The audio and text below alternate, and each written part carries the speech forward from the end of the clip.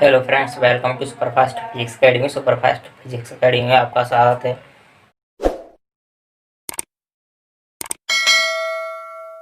दोस्तों, आज इस वीडियो के माध्यम से जानते हैं कि 12th फिजिक्स लेसन 1 वैद्युत आवेश एवं वैद्युत क्षेत्र जो चैप्टर है उसका ये पार्ट 2 है। दोस्तों, पार्ट 1 इसका बन चुका है और पार्ट 1 दोस्तों वैद्युत आवेश के बारे में है, जबकि पार्ट 2 वैद्युत क्षेत्र के बारे में होगा। तो दोस्तों जानते हैं वैद्युत क्षेत्र क्या है। दोस्तों जानते हैं वैद्युत क्षेत्र क्या है। तो दोस्तों आपको बता दूं, जो वैद्युत क्षेत्र है वो इस प्रकार है कि मान लीजिए कोई Q कूलाम आवेश है, तो दोस्तों हमें यह एक क्षेत्र उत्पन्न करेगा और इस क्षेत्र के मध्य अंदर आने वाले जितने भी आवेश या कुछ भी हो, जो भी इसके अंदर आएंगे या बाहर जाएंगे, तो दोस्तों या तो उनको ये आकर्षित करेगा या दोस्तों प्रतिकर्षित करेगा। और दोस्तों यहीं से इस वैद्युत क्षेत्र की परिभाषा निकलती है, और वो परिभाषा है कि यदि किसी स्थान पर रखा हुआ आवेश, यदि किसी स्थान पर यह दोस्तों स्थान मान लेते हैं, स्थान पर रखा हुआ आवेश Q आवेश रखा हुआ आवेश वैद्युत बल उत्पन्न वैद्युत बल अनुभव करने लगे। दोस्तों किसी स्थान पर रखा हुआ आवेश वैद्युत बल अनुभव करने लगे, तो दोस्तों वहाँ पर हमें ज्ञात होता है कि वहाँ कोई एक क्षेत्र मौजूद है, जिस क्षेत्र को हम वैद्युत क्षेत्र कहते हैं। दोस्तों ध्यान से सुनिए कि एकांक आवेश या किसी स्थान पर रखा हुआ एकांक आवेश वैद्युत बल अनुभव करने लगे, तब हमें ज्ञात होता है कि वहाँ कोई एक क्षेत्र है, जिसे हम वैद्युत क्षेत्र के नाम से जानते हैं। और दोस्तों यह वैद्युत क्षेत्र होता है E बराबर F/Q। दोस्तों इस वैद्युत क्षेत्र का सूत्र होता है E बराबर F/Q। यह E वैद्युत क्षेत्र है और दोस्तों यह वैद्युत बल है, जबकि यह आवेश है। और दोस्तों यहीं से परिभाषा निकलती है कि किसी स्थान पर रखा हुआ आवेश यदि वैद्युत बल अनुभव करने लगे, तब हमें ज्ञात होता है कि वहाँ एक क्षेत्र मौजूद है, जिसे वैद्युत क्षेत्र कहते हैं। और दोस्तों हमने पार्ट 1 में जाना कि वैद्युत बल का सूत्र होता है F=1/4πε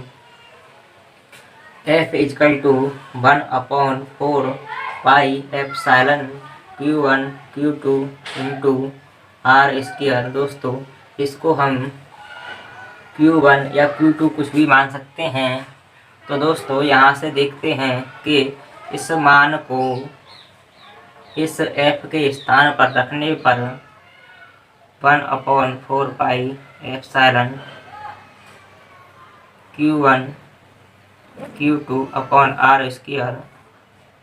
यहाँ दोस्तों Q1 होगा। और दोस्तों यानी इस समीकरण में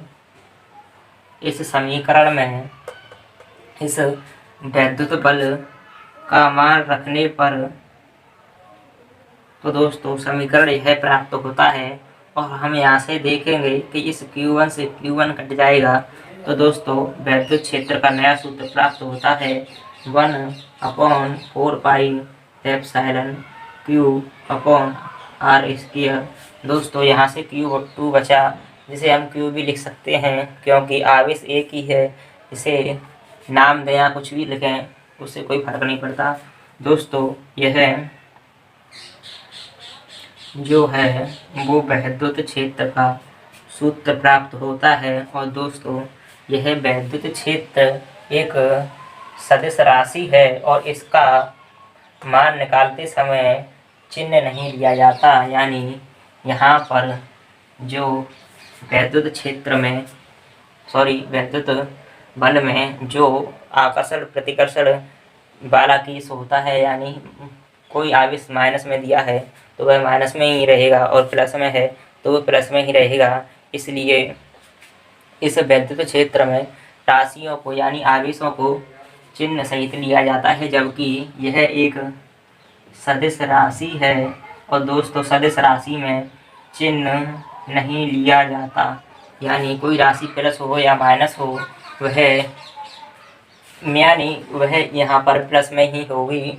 और दोस्तों इस वैद्युत क्षेत्र का मात्रक यहाँ से ज्ञात करें तो दोस्तों एक मात्रक होता है न्यूटन प्रति कूलाम और दूसरा मात्रक होता है दोस्तों यहाँ से कूलाम प्रति मीटर स्क्वायर। यानी दोस्तों एक मात्रक इस सूत्र के द्वारा देखें तो न्यूटन प्रति कूलाम ज्ञात होता है, और इस सूत्र के द्वारा देखें तो दोस्तों यह कूलाम प्रति मीटर स्क्वायर प्राप्त होता है। और दोस्तों यहाँ से दोस्तों इस सूत्र के द्वारा इस सूत्र का यूज तब होगा जब किसी सवाल में या किसी क्वेश्चन में वैद्युत बल दिया हो और वैद्युत आवेश दिया हो और आपसे पूछा हो कि वैद्युत क्षेत्र ज्ञात कीजिए, तथा दोस्तों इस सूत्र का यूज जब होगा जब आपसे पूछा गया हो वैद्युत क्षेत्र ज्ञात कीजिए, जबकि आवेश यह है, यानी कोई आवेश का मान दिया जाएगा तथा उस आवेश की एक दूरी बता दी जाएगी, यानी कोई आवेश है वह इतनी दूरी पर है तो इसके द्वारा उत्पन्न वैद्युत क्षेत्र को ज्ञात कीजिए। तो दोस्तों यह वैद्युत क्षेत्र से संबंधित सभी सारे कंसेप्ट हैं। और दोस्तों आगे जानते हैं कि इस वैद्युत क्षेत्र में एक बाह्य बिंदु पर वैद्युत क्षेत्र होता है, तो दोस्तों जानते हैं उसके लिए सूत्र क्या है। तो दोस्तों इसके लिए सूत्र यही है जो आपने पढ़ा, वह है E/1/4 pi epsilon Q upon R²। दोस्तों जब इस सूत्र के द्वारा आप मान निकालें तो आपको मात्रक लिखना पड़ेगा कूलाम प्रति मीटर स्क्वायर, जबकि इस सूत्र से आप मान निकालें तो आपको मात्रक लिखना पड़ेगा न्यूटन प्रति कूलाम। और दोस्तों ये सदिश राशि हैं और दोस्तों सदिश राशियों में चिन्ह नहीं लिया जाता। और दोस्तों अगली जो हेडिंग है वह है कि वैद्युत आवेश के कारण किसी बाह्य बिंदु पर वैद्युत क्षेत्र, यानी दोस्तों कि नंबर 2 है वैद्युत आवेश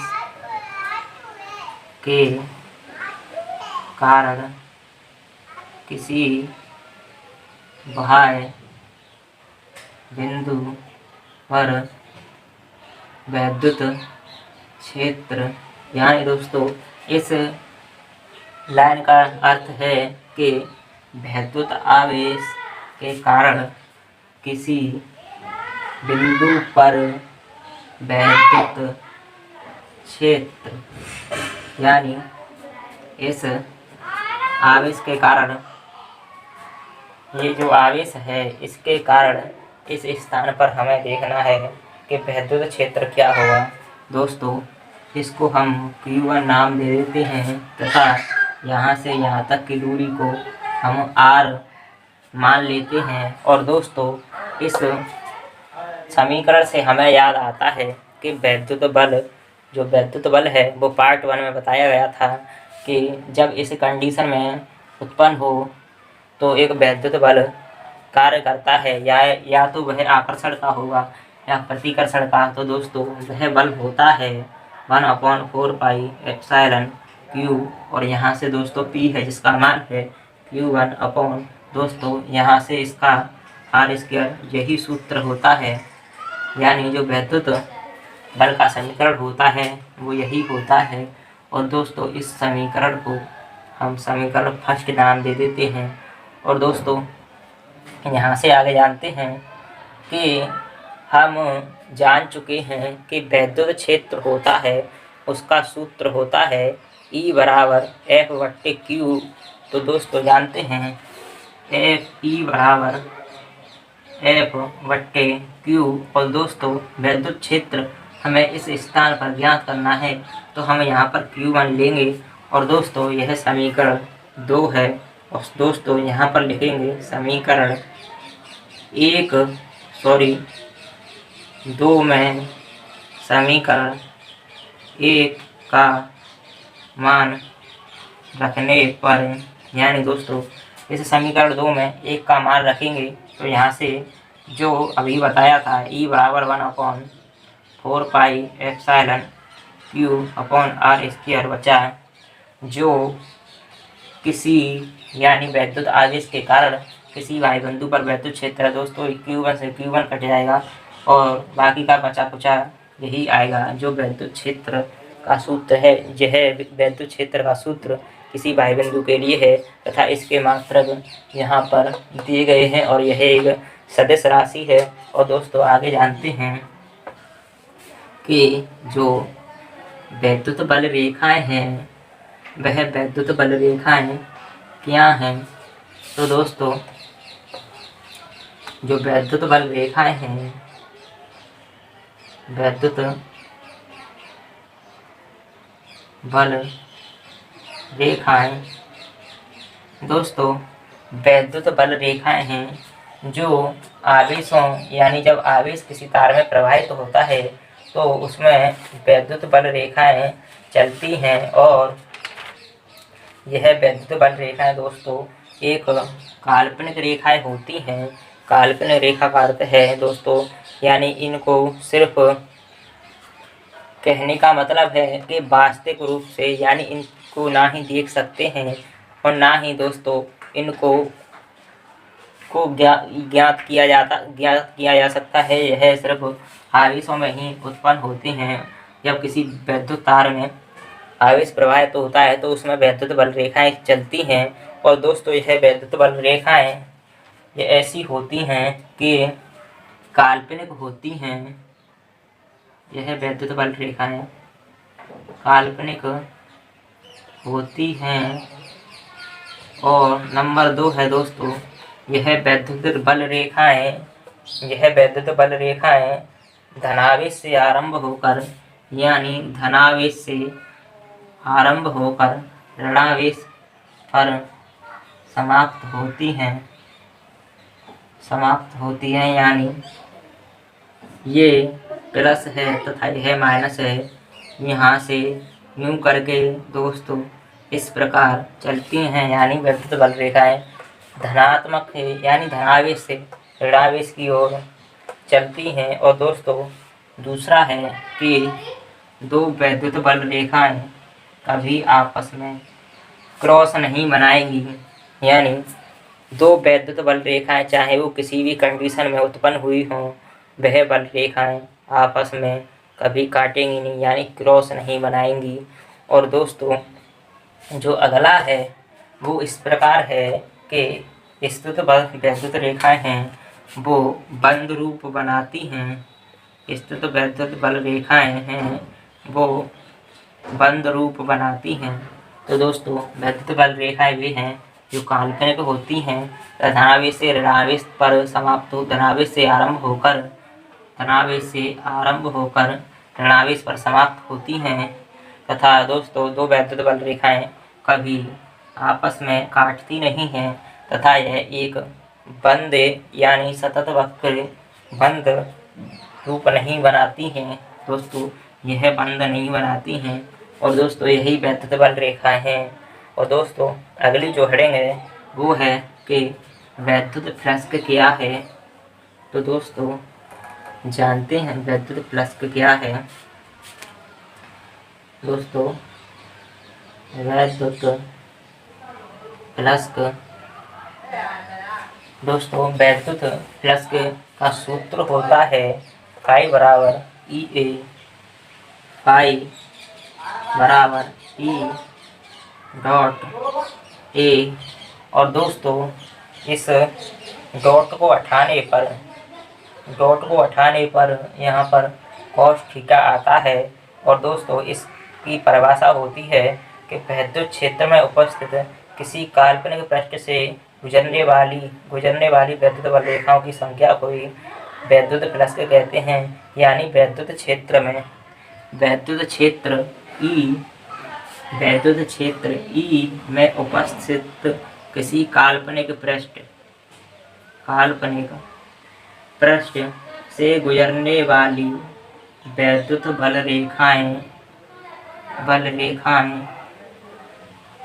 दोस्तों वैद्युत क्षेत्र में उपस्थित, दोस्तों परिभाषा सूत्र से ही ज्ञात होती है।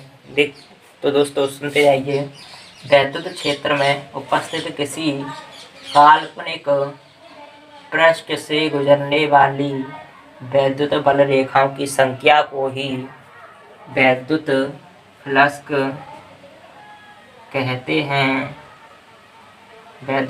कहते हैं।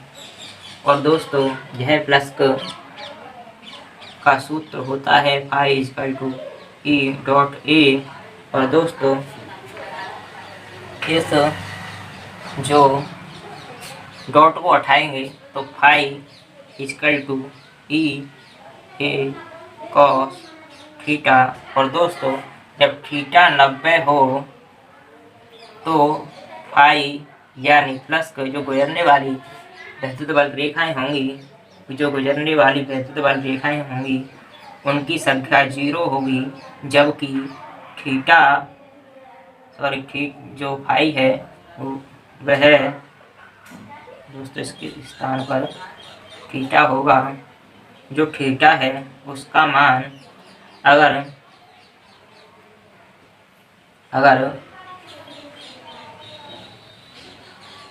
यदि थीटा है अगर उसका मान 0 अंश है तो फाई का मान ई ए होगा।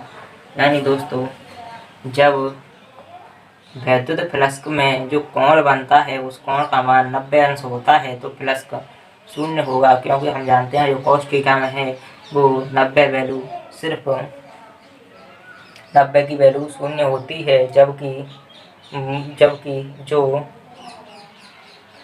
0 की वैल्यू है वो 1 होती है। और दोस्तों 1 से इस सूत्र में गुणा करेंगे तो इस स्थान पर होगा ये। और दोस्तों जानते हैं कि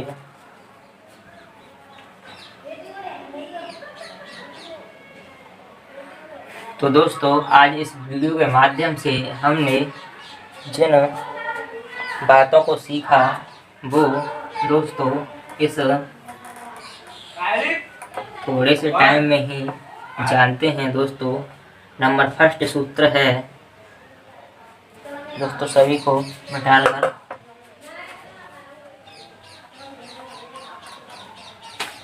दोस्तों फर्स्ट सूत्र है वैद्युत क्षेत्र जो है E equal to F upon Q. बाह्य बिंदु के लिए वैद्युत क्षेत्र 1/4 pi epsilon Q upon R square. जबकि दोस्तों एक सूत्र है कि वैद्युत फ्लक्स